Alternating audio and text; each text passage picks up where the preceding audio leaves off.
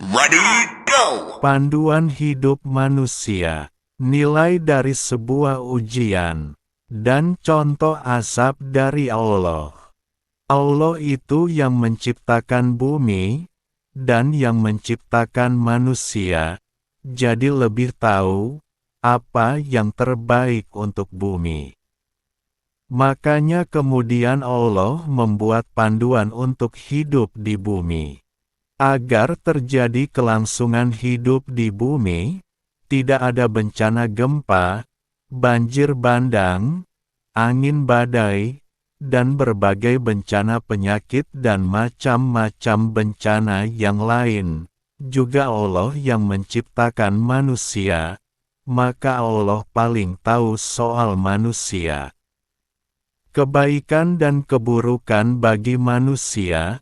Lalu Allah membuat panduan hidup sebagai manusia, agar mudah menjadi manusia, bahagia dunia akhirat.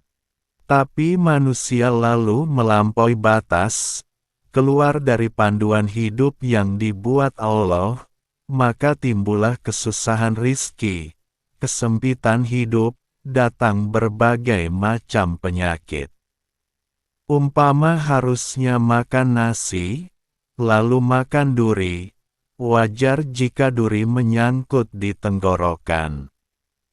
Jika manusia itu mengikuti panduan yang Allah berikan, maka hidup itu mudah dan tidak ada rasa takut dan tidak ada kesusahan serta kesedihan. Semua kebaikan itu akan diuji. Jika Allah mendatangkan kebaikan kepadamu, lalu kamu menjalani kebaikan itu. Dan kebaikan yang kamu lakukan itu tandanya dianggap baik oleh Allah, tidak serta-merta dibiarkan saja, tapi amal kebaikan yang kamu lakukan akan diuji oleh Allah, diokak-okak, digoyang-goyang, dites dengan dibebani beban, sekadar kekuatan kebaikan itu. Jika tidak goyah atau istiqomah, maka kebaikan itu jadi makomu, kedudukanmu. Jadi ujian itu untuk mengukuhkanmu dalam suatu kebaikan, misal sabar, syukur, amanah, dan lain-lain sifat terpuji. Misal saja saya contohkan amanah, ketika kamu mulai beramal baik berupa sedekah. Jika amal sedekahmu itu diterima Allah, maka Allah akan mendatangkan ujian berupa banyak harta, akan didatangkan gedung-gedung harta, lalu kamu jadi kaya. Amanah harta itu, ujiannya kamu tasarrufkan tidak di jalan Allah. Setan, iblis akan membisikimu. Itu harta milikmu, dari kucuran keringatmu, dari usahamu, dari jerih payahmu, harus kamu simpan. Nanti habis, kalau kamu pakai beramal. Jika kamu ikuti apa bisikan setan, maka ujianmu gagal, harta itu diambil Allah lagi. Tapi jika kamu belanjakan di jalan Allah, maka Allah akan datangkan ujian-ujian harta yang lebih besar, makin banyak dan besar, kamu belanjakan lagi, akan diuji lagi dengan harta bahkan akan didatangkan semua isi dunia di hadapanmu, sebagai ujianmu.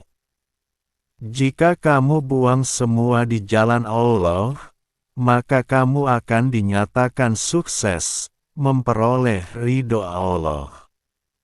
Begitulah ujian-ujian itu didatangkan untuk mengangkat derajat seseorang di sisi Allah.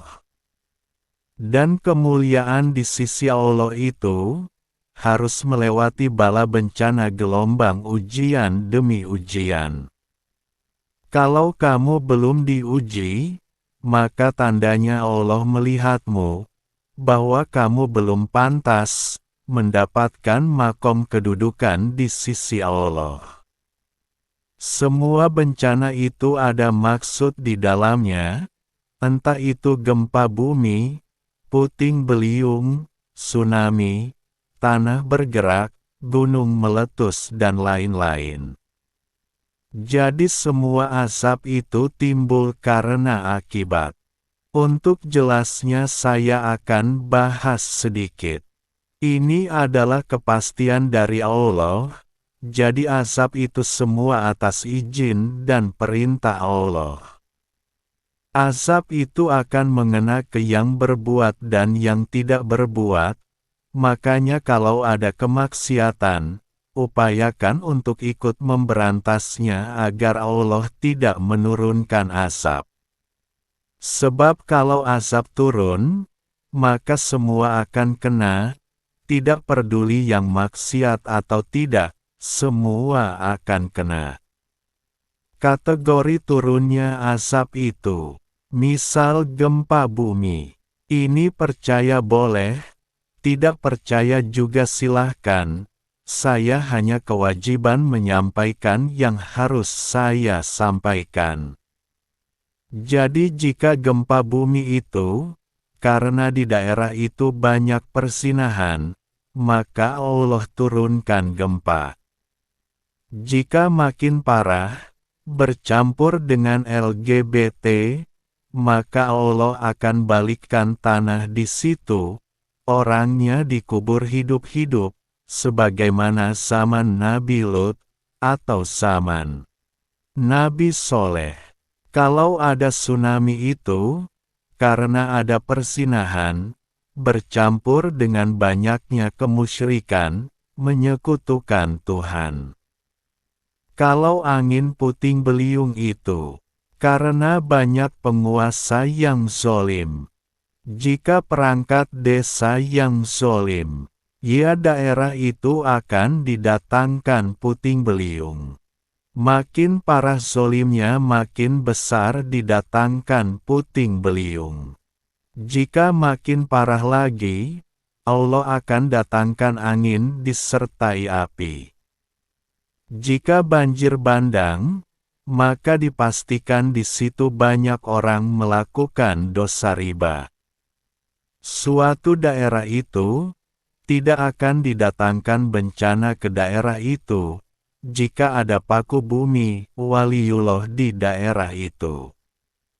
Bahkan malaikat akan diperintah meminta izin dulu, jika mau mendatangkan bencana ke daerah itu. Jika waliullah itu dimusuhi, maka sama saja orang itu menantang perang dengan Allah, dan Allah pasti akan mendatangkan tentara malaikat untuk meluluh lantakkan daerah itu. Lalu berbagai macam hama, misal tikus, ulat, belalang dan lain-lain itu peringatan kecil. Jadi intinya, kita hidup di dunia ingin nyaman, atau ingin selalu ada bencana. Itu terserah kita sendiri. Kalau kita selalu maksiat ya berarti kita memilih hidup selalu dalam bencana. Dan kalau kita selalu taat, berarti kita ingin hidup adem ayem.